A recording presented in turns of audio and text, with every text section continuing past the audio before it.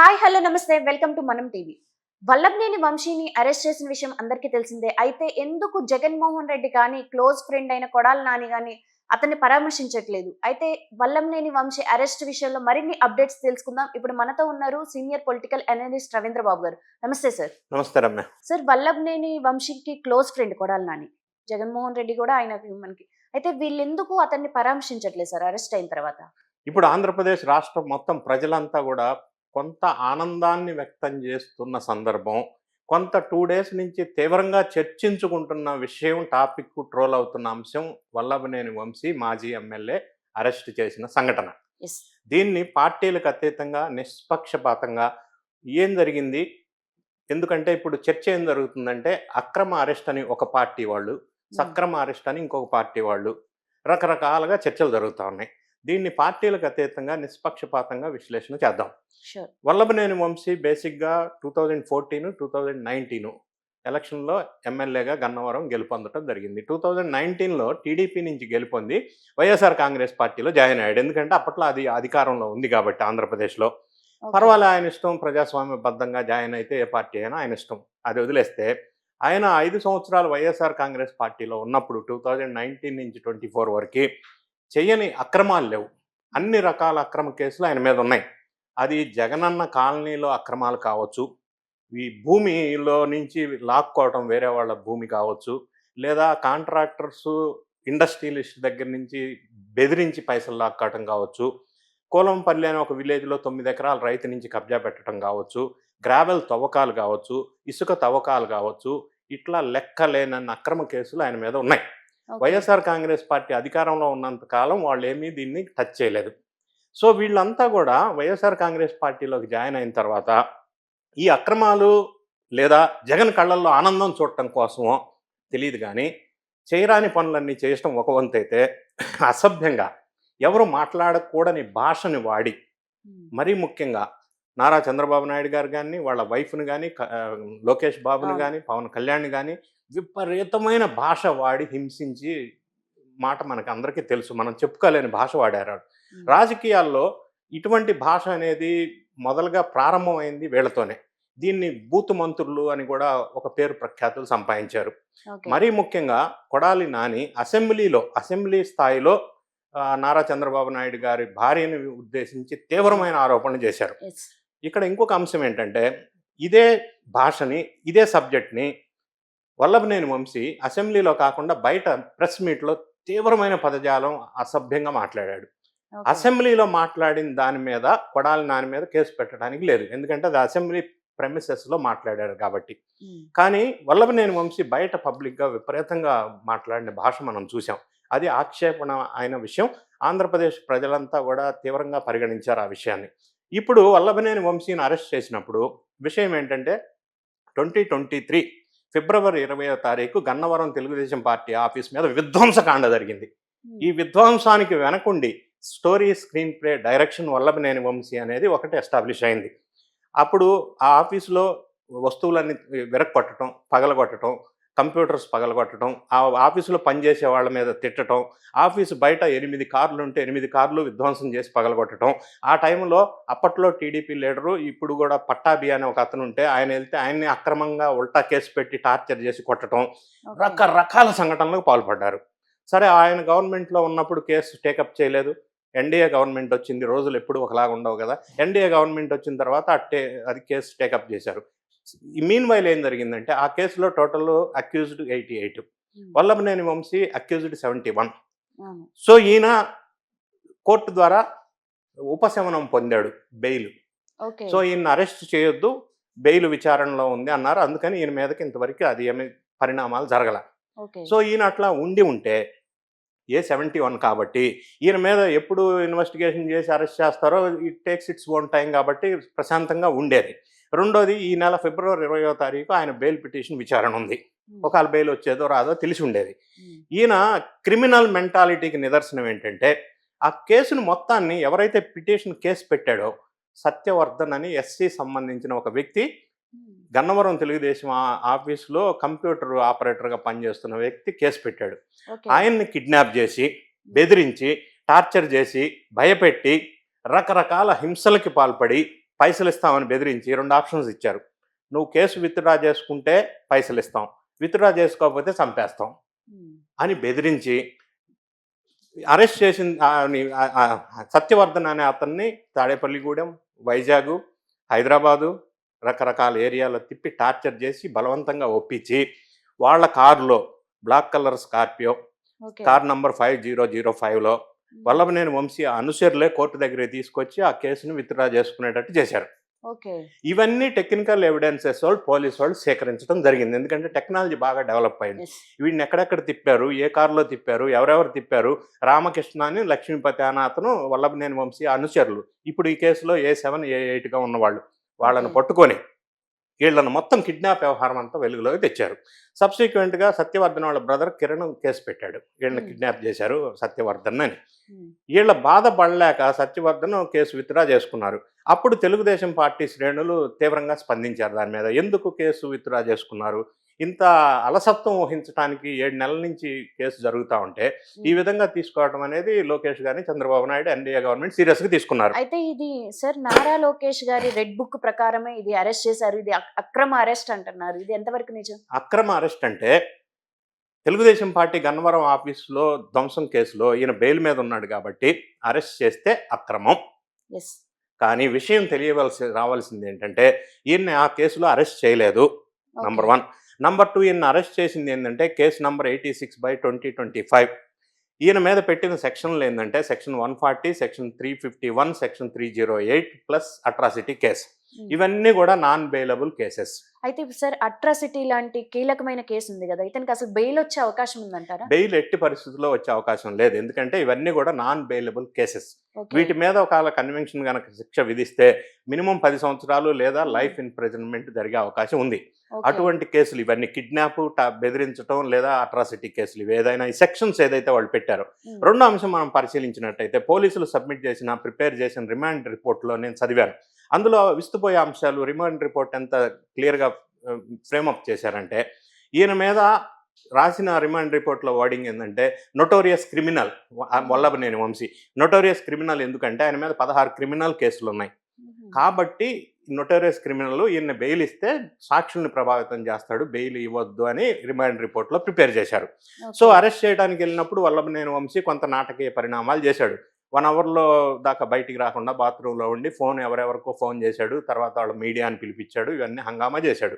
పోలీసుల మీద కొంత దురుసుగా ప్రవర్తించిన సందర్భం అని చెప్పి మీడియాలో వస్తూ ఉంది.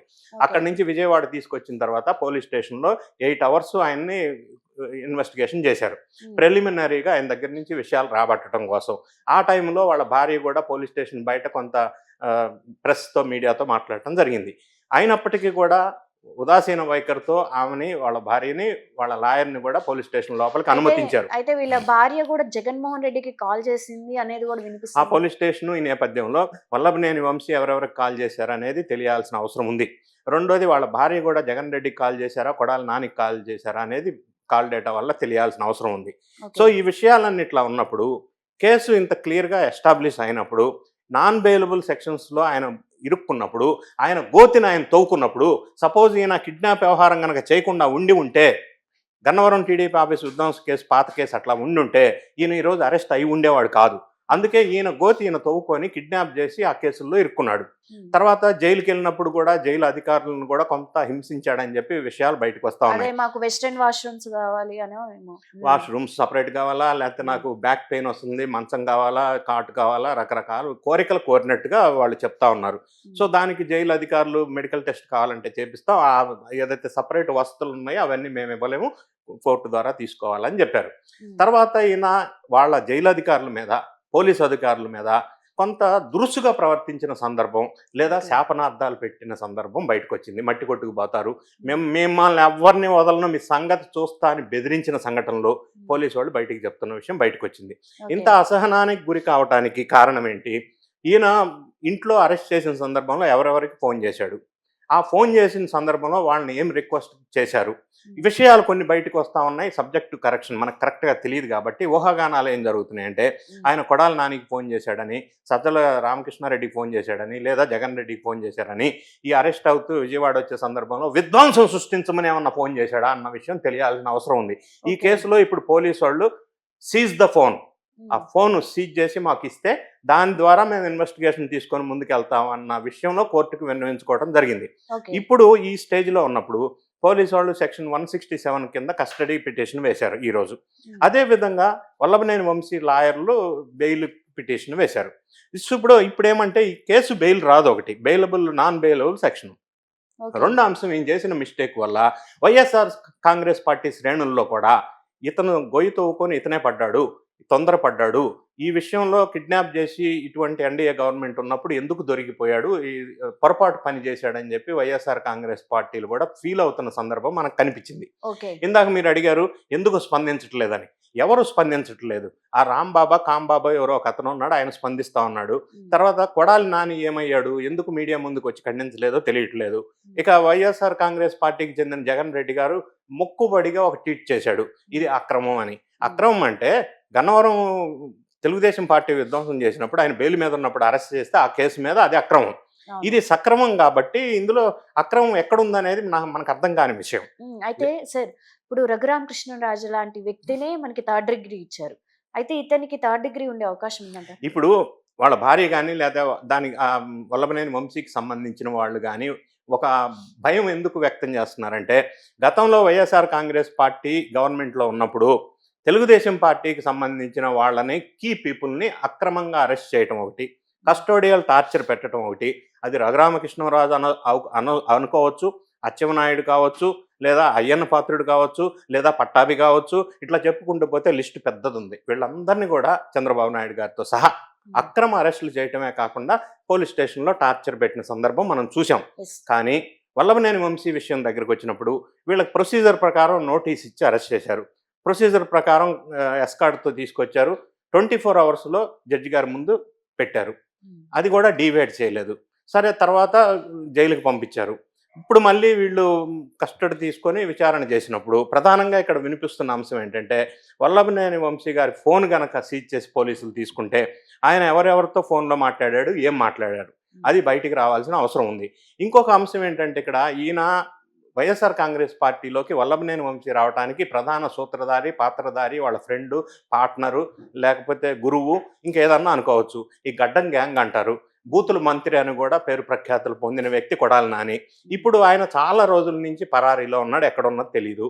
ఈ వల్లభనేని వంశీ అరెస్టు నేపథ్యంలో కొడాలి నాని మళ్ళీ అండర్ గ్రౌండ్లోకి వెళ్ళిపోతాడా, పరారీలో ఉంటాడా, విదేశాలు వెళ్ళిపోతాడా అనేది తెలియట్లా. ఎందుకంటే కొడాలి నాని మీద చాలా అక్రమ లావాదేవీలు చేసిన సందర్భం వైఎస్ఆర్ కాంగ్రెస్ గవర్నమెంట్లో. అది క్యాసినో నడపటం కానీ, భూ కబ్జాలు చేయటం కానీ, అక్రమంగా సంపాదించడం కానీ, దోపిడీలు చేయటం కానీ, దౌర్జన్యాలు చేయటం కానీ, ఇవన్నీ విషయాలు కొడాలి నాని మీద అభియోగాలు ఉన్నాయి. ఆ కేసులన్నీ బయటకు వస్తే కష్టం.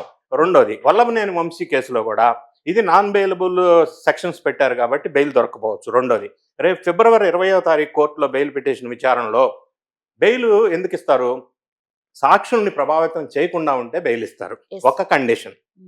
కానీ వల్లభనేని వంశీ ఏం చేశాడు, ఎవరైతే పిటిషనర్గా వేశాడో, కంప్లైంట్ ఇచ్చాడో వాడినే కిడ్నాప్ చేశాడు. కాబట్టి ఈ కేసులో బెయిల్ దొరికే అవకాశం లేదు.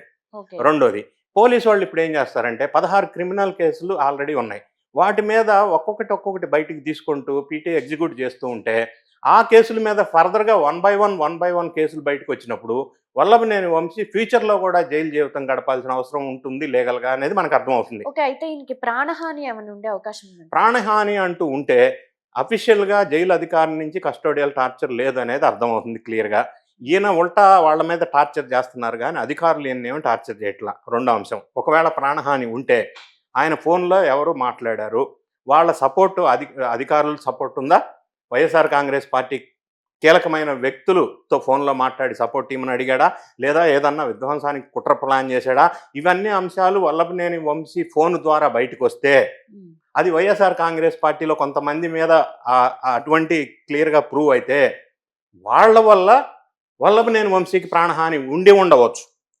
అంతే తప్ప వేరే వాళ్ళ వల్ల ప్రాణహాని ఉండదు. ఒకటి, నంబర్ 1. నంబర్ 2, ఎవరైతే సత్యవర్ధన్ అని అతను పిటిషన్ వేసి విత్డ్రా చేపించి కిడ్నాప్ చేసి కథమంతా మొదలు పెట్టారో అతనికి ప్రాణహాని ఉండవచ్చు వల్లభనేని వంశీ వాళ్ళ ద్వారా.